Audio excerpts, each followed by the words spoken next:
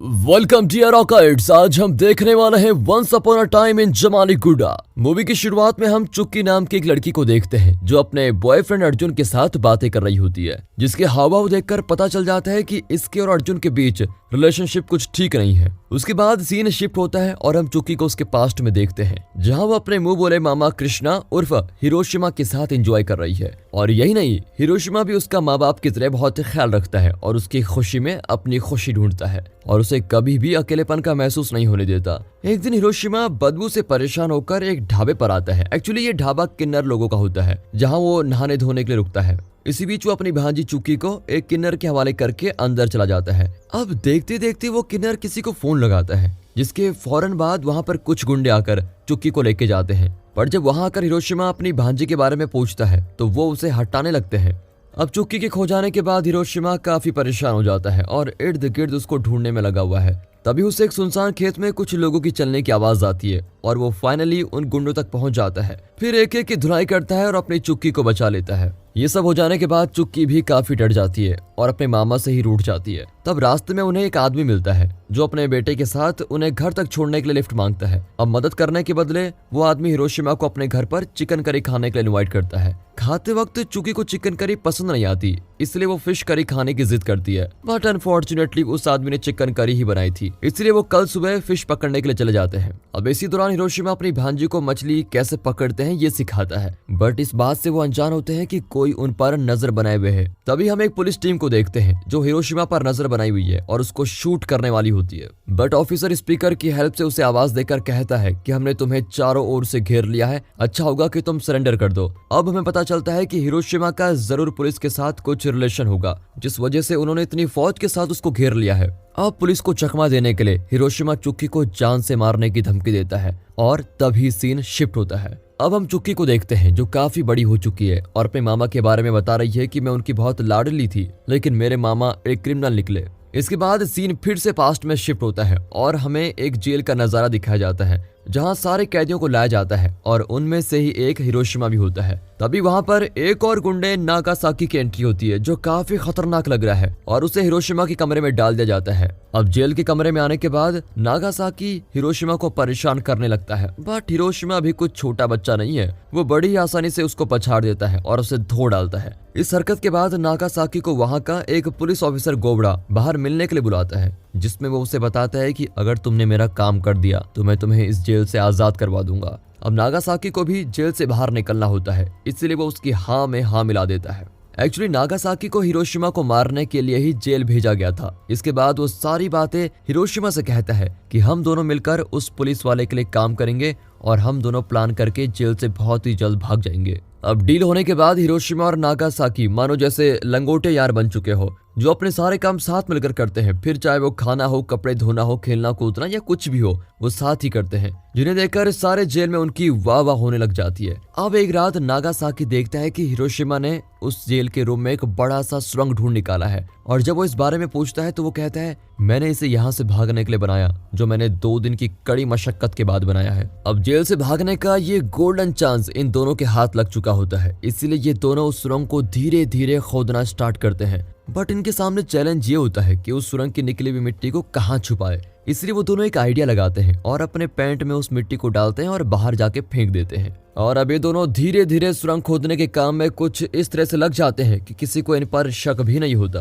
अब एक दिन जेल में कैदियों के लिए एक प्रोग्राम अरेंज किया जाता है जिसमें सभी कैदी अपने टैलेंट के जरिए परफॉर्म करते हैं और एक तरफ ये दोनों पुलिस को चकमा देकर स्टेशन में पहुंच जाते हैं, जहां नागासाकी पुलिस की बंदूक, बूट्स और चप्पल चुरा के वहां से जेल रूम के अंदर आ जाता है, जहां हिरोशिमा उसका वेट कर रहा होता है क्योंकि उसकी मंजिल अब बहुत करीब है और उन्हें वहां से भागने के लिए एक पाइपलाइन का रास्ता भी मिल चुका है। फाइनली उस पाइपलाइन से बाहर निकलने के बाद वो अपने कपड़े चेंज करते हैं और पास वाले एक घर की गाड़ी चुराकर भाग जाते हैं। अब इनकी भागने की खबर जेल पुलिस को पता चल जाती है, बट अफसोस ये बहुत दूर निकल जाते हैं। रास्ते में अचानक इन दोनों को उस कार में एक लड़की नजर आती है जो कोई और नहीं बल्कि हमारी चुक्की है, जिस छोटी बच्ची को हमने मूवी के स्टार्टिंग सीन में देखा था। अब हमें एक दिन पहले का पता चलता है कि चुक्की अपने माँ बाप से झगड़े की वजह से कार में आकर सो गई थी, जिसके बाद इन दोनों ने वो कार चुरा ली और चुक्की इसीलिए कार में रह गई है। एक तरफ तो ये बहुत मुश्किलों के बाद जेल से भागे थे और अब ये छोटी लड़की भी इनके पास आ गई है अब सीन शिफ्ट होता है और हम सारे पुलिस ऑफिसर को होम मिनिस्टर से बात करते हुए देखते हैं, जो उनसे कहता है कि ये एक बहुत बड़े बिजनेसमैन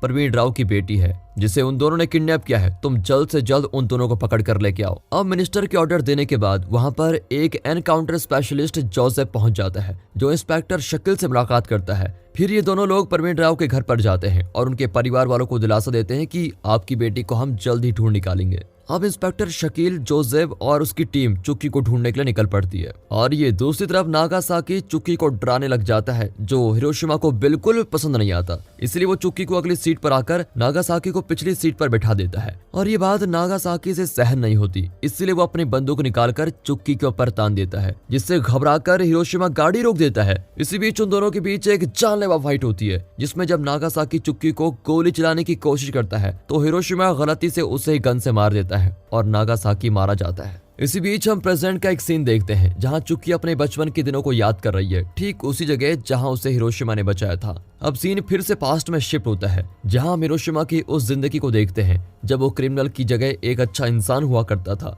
हिरोशिमा पार्लर में एक मसाज करने के लिए जाता है, जहां उसकी मुलाकात रुक्मिणी यानी रुक्कू से होती है, जहां उसे पहली नजर में उससे क्रश हो जाता है।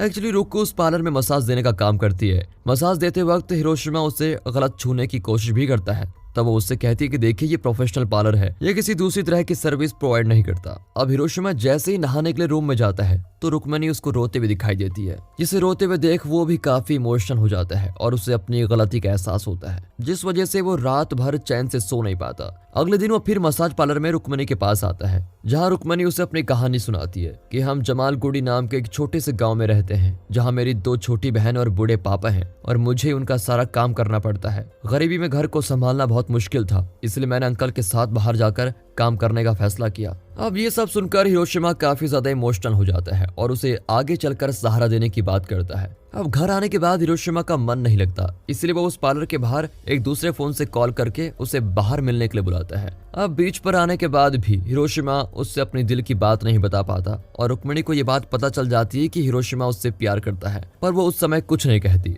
यहाँ रुक्मिणी की दोस्त लता उसका और हिरोशिमा का फिर से मीटअप करा देती है, जिससे ये दोनों प्यार के बंधन में बंध जाते हैं और फिर अपनी लव लाइफ को काफी अच्छे से एंजॉय करते हैं। अब एक दिन मसाज पार्लर की ओनर पायल अपने नौकर भास्कर से कहती है कि आजकल रुक्मिणी के हाव भाव में काफी बदलाव आ चुका है, तुम एक काम करो, उस पर नजर रखो। अब एक दिन हिरोशिमा के दोस्त को होटल में काम करते वक्त कुछ गुंडे जानबूझकर परेशान करने लग जाते हैं। इसी बीच एक गुंडा उसके सर पर कांच की बोतल फोड़ देता है, जिसके जवाब में वहां पर हिरोशिमा की एंट्री होती है और वो बहुत ही डैशिंग अंदाज में सभी की धुलाई करता है। लड़ाई के दौरान वो गुंडा हिरोशिमा का दांत ही तोड़ देता है और जब इसका पता रुक्मिणी को चलता है तो वो उसको हॉस्पिटल लेके जाती है, जहां वो उसे सोने से बना हुआ दांत लगाने के लिए डॉक्टर से कहती है। पर जब डॉक्टर कहते हैं कि सोने से बना हुआ दांत बहुत महंगा होगा तो वो खुद की चेन देकर डॉक्टर को सोने का दांत लगाने के लिए कहती है। अब ये देखकर हिरोशिमा काफी खुश हो जाता है और उसके दिल में रुक्मिणी की इज्जत और भी बढ़ जाती है।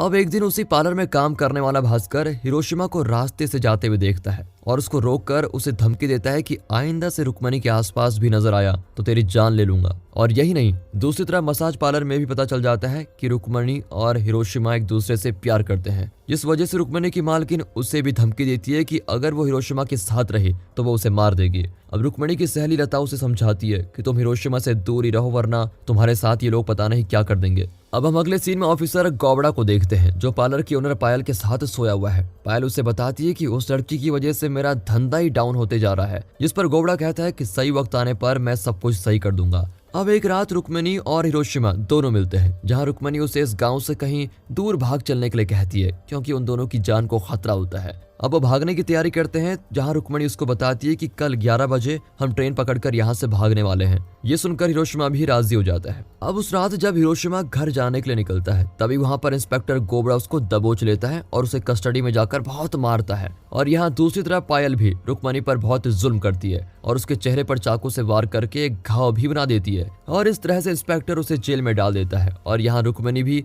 हिरोशिमा के इंतजार में इधर उधर भटक रही होती है। अब हमें पास्ट में वो पूरी कहानी रिवाइंड करके दिखाई जाती है, जो भी हिरोशिमा के साथ बीता हुआ था, कि कैसे उसने जेल में नागासाकी के साथ मिलकर भागने की साजिश को अंजाम दिया। और इन सारी बातों में चुक्की का रोल भी हमें दिखाया जाता है। वो आज भी इन दोनों की प्रेम कहानी को लेकर बड़ी अपसेट रहती है। अब सीन फिर से शिफ्ट होकर वहीं पर आ जाता है जहां वो पुलिस वाले हिरोशिमा को घेर कर खड़े हैं और वो उन्हें सरेंडर होने से मना कर रहा होता है। इसी बीच चुक्की के माता पिता भी वहां पर आ जाते हैं। ये देखकर हिरोशिमा चुक्की की माँ से कहता है कि घर ले जाने के बाद चुक्की को आप फिश करी जरूर खिलाना, मैं उसके साथ कुछ मछलियां भेज रहा हूँ, और साथ में उन्हें अपने पास बुलाता है ताकि वो उनसे कुछ बात कर सके। बातचीत के दौरान वो खुद को निर्दोष होने का दावा करता है। अब पुलिस को शक होता है कि हिरोशिमा वहां से भागने वाला है, इसलिए वो शार्प शूटर जोसेफ को 5 गिनने तक उसे शूट करने के लिए कहता है। लेकिन जैसे ही हिरोशिमा भागने लगता है तो जोसेफ की जगह चुक्की का बाप ही उसे 2-3 गोलियां मारकर शूट कर देता है। ये देखकर सभी लोग हैरान हो जाते हैं और चुक्की भी उस तरफ दौड़ पड़ती है और बहुत रोने लग जाती है।